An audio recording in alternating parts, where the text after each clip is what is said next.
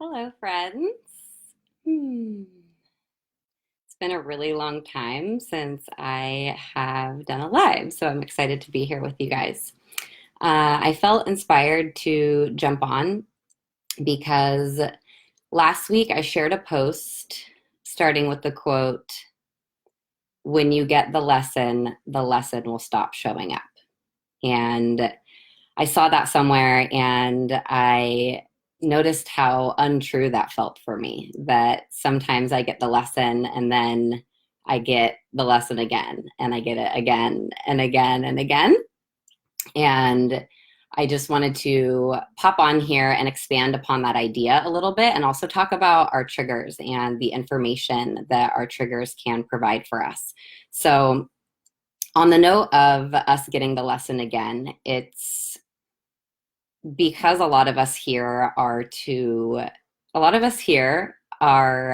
a part of the cleanup crew right now. There's so much energy that is being surfaced that is disharmonious. And for those of us who have come down with the mission to clean it up and bring the world back to a place of peace and love, we have taken on the agreement to clean up some of that disharmonious energy, which means we experience in our life in a way that makes it feel like it's ours. But really, everything that any of us meet ever is ours. It's all of ours. So it felt important to remind those of us who are highly sensitive, who are really feeling everything right now, that just because you're experiencing something that feels similar to what you've already cleaned up doesn't mean that you haven't done your work on that topic. It just means that you are meeting a deeper layer, that you've done so much work on that topic and it's been so effective that God or source or universe or whatever you identify with is like, oh, look at that little human go. They're doing so amazing. Okay, give them some more. They're crushing it. And so you might be presented with a shit ton of karma on one particular topic that feels like a lot. And it might feel like you're moving through it over and over and over again. But what's really happening is that you're getting at a deeper layer and a deeper layer and a deeper layer. And every time you meet that next layer, work is being done, not just for you in your own life, but for all of us. And, if you're experiencing anything like what I'm describing, it means that part of you has agreed to come here and do that. So thank you if that resonates for you for doing your work, because it truly is a gift to all of us. Every single bit of work that you do on yourself is actually a gift to every single person who's on the planet right now and every single person who will ever come. Hi, friends. Oh, yay. Hi, Lori. Hi, Heather. Thanks for joining. So if you already read that post, great. You can go back and read it. Maybe I'll post a link to it here and you can read that in detail. But what I wanted to talk about today is I was sitting on the couch with one of my dearest friends on Saturday or Sunday, and she asked me, do we get more triggered by our romantic partners or by the people who we're really, really intimate with than we do by anyone or anything else? And I said, absolutely. And she asked me why. And when I answered, it felt like it was important and that it might be helpful for other people to hear. So this might be basic knowledge for you. And if it is, great. And if you are welcoming the reminder, amazing. And if it's new, also great. And if you have any questions, I'm seeing you guys join live, so you can just pop them in here and I'm happy to address them. So why are we more triggered by somebody who we have a deep, intimate connection with than somebody who is a stranger at the grocery store? Well, we all know that our triggers point to where our work lives. If we're triggered, it usually means that there's stuff there that we are being invited to look at. It's showing us what we're still carrying. So the cool thing is that the depth at which we are triggered also shows us how much safety we have projected onto that relationship or that topic. And so if I am at the grocery store and someone does something that pisses me off because I'm in a mood or whatever, and it triggers me, I am likely to shake it off and get into my car and drive away and likely never worry about that person or that trigger again. I might notice, because I'm a reflective person, see what's there and try to clean it up, but I'm not going to feel like I am in immediate danger because the person at the grocery store and I are not in a perfectly harmonious connection. However, if I were to get into a situation with a lover or somebody who I'm married to or who I live with, and we're triggering one another, it is likely to send me into a complete tailspin. Why? Because I have placed a tremendous amount of safety onto my relationship with this person. So it's not just that what they're inviting me to look at in myself might feel like a lot. It's, oh, my connection with this person, my dependency on them, my relationship with them is in danger. And that means that I'm in danger if I live with them, or if I have decided that they're the place in which I get the most love. If those relationships start to come into question, then my human mind thinks that I'm very, very unsafe in the world because I have decided that they're my safety. They're where I get the thing I think I need. So if they're upset at me, or if we're not in a beautifully harmonious place, then my mind will think that I might die alone and cold and afraid. And so even in friendships, you can see this. And I use this example with my friend this weekend. You know, if you have a best friend that you see every few months and you two trigger each other or something disharmonious happens, you can usually move through it pretty fluidly. You trust the friendship, you know that you'll be there for one another, and you kind of live your own lives and you go about doing your thing. Well, if you live with your best friend and it's also your roommate and you two trigger one another, totally different story, because now the sanctity, the safety of my home is coming into question, and I have to live inside the place with the person whose energy I'm triggered by. So, you know, I'm sharing this because a lot of our discomfort and a lot of the pressure that we put on our relationships comes from how much safety we project onto other people. Because really, it's not anyone's responsibility to keep you safe, and they actually can't keep you safe. You are less safe the more you project your safety onto something outside of you, whether it be your job or a relationship, etc.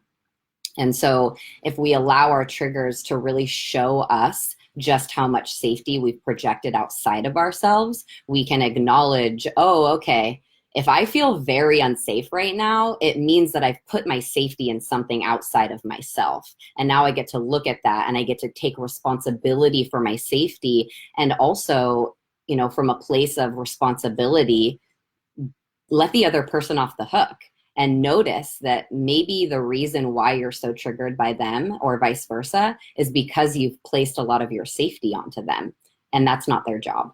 And so especially, you know, if you're a man and a woman, or a woman and a woman, or a man and a man in an intimate relationship, it is often where we get the most triggered, because that's our mirror. They're right up in our face, reflecting back everything that we're carrying all of the time.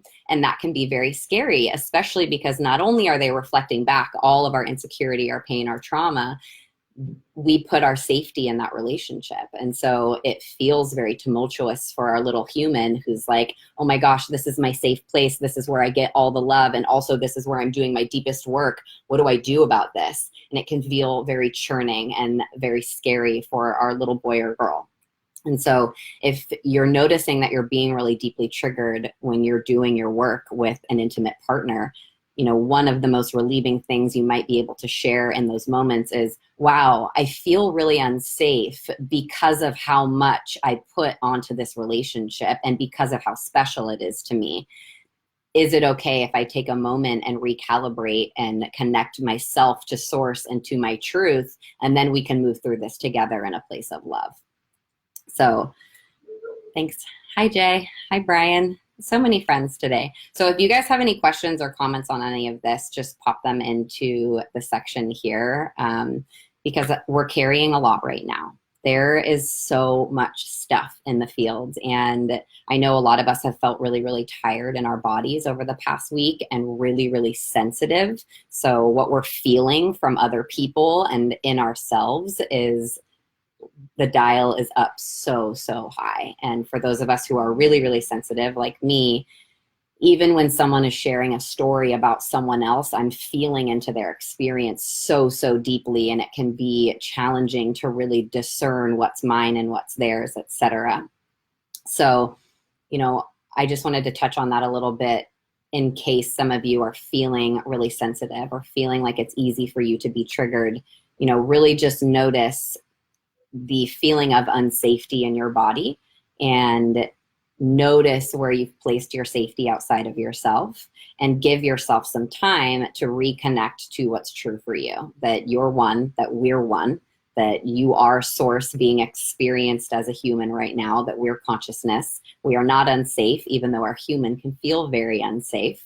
We are love, we're eternal, we are never ending.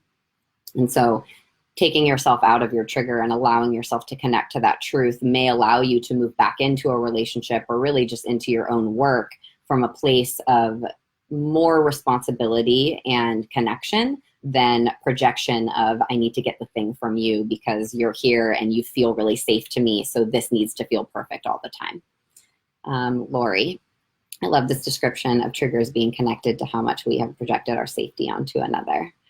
Yeah, it really is powerful. It's really hard to take full responsibility for ourselves all of the time. A lot of the reason why we seek relationships is because we think we can finally relax once we've found the one. It's like, oh, okay, as soon as I find the one, and if you're a woman or you lean feminine, often it's once I find him, the masculine energy, I'll be safe. I'll be protected. I'll be seen. I'll be loved. I'll be safe forever.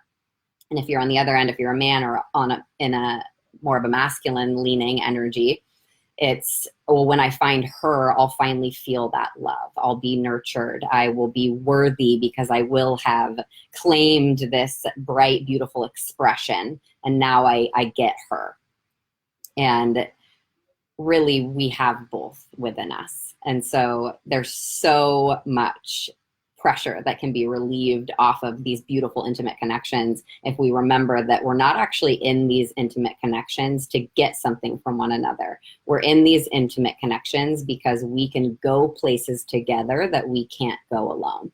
That's really like the deeper intention of sacred union and conscious partnership is, can we get closer to source? Can we get closer to the experience of oneness and partnership than we can alone? Not, can I get my safety from this person? Will they show up for me? Can I finally relax because I finally gotten the thing I thought I needed from them? That's a lot of pressure. And it's really no one's job for us to feel our wholeness. It's ours. So you can imagine how powerful and how beautiful it would be if we really came to our relationships as these, whole, complete versions of ourselves, or at least that's what we're intending to bring. And remembering when our wounding is being reflected back and forth, because it will be. That's part of what we sign up for when we're in relationship, is to see where our wounds are, to see where our healing still lives, to see where we're triggered and where our work lies. But to remember that just because we're triggered in that moment doesn't mean we're completely unsafe. It doesn't mean that the relationship is unsafe. It doesn't mean that the person is unsafe. It just means that we have decided that's the thing that keeps us safe. And now that it's in question, our human feels very afraid. And so always coming back to that feeling of wholeness and that feeling of safety within yourself, and also choosing to do the work and choosing to look at our triggers and our wounds, and coming together from a place of love and partnership and agreeing to do the work together. Because when you sign up to be in a relationship with another human being, you sign up for all of them. And that includes their triggers and their wounds and all of that. So the less projecting we do onto one another and the more holding we do of one another in those wounds and in those triggers, the more fluidly and gracefully we'll be able to move through them, and the more love that we'll both actually feel. So that's my little piece for today, to really notice the information in your triggers and notice the ways in which you may have placed your safety outside of yourself, and to allow being triggered to be okay, and to just notice where your work is, and ask the person who triggers you if they feel safe to move through it with you, if they're somebody who you deeply love. And if they're not, you can bring that trigger and that piece of pain to a qualified space holder who is ready and willing to help you take this thing that feels like this and help you open it up like this, and then tell you what's inside so that we can clean it up. So that's a lot of what I do with my clients and a lot of my friends, and how I end up in conversations like this on a Sunday anyway. And I just wanted to mention here at the end of this that I am currently filling my next round of Experience Freedom. So we start calls on September 3rd, so about a month from today, actually on Tuesday nights. I have 2 more spaces. So it's a 3.5-month container. We do group calls every single week where we talk about this stuff, and everybody is welcome to bring all of them. So whether it's finance, personal relationships, family, really anything that you want to bring to the table is completely welcome. There are men and women in this container. So it's a really, really healing space, and we get to understand from both perspectives how these topics feel in the experience of one another, so we can really start to understand what men are carrying, what women are carrying, and create a safe space to unpack it all together.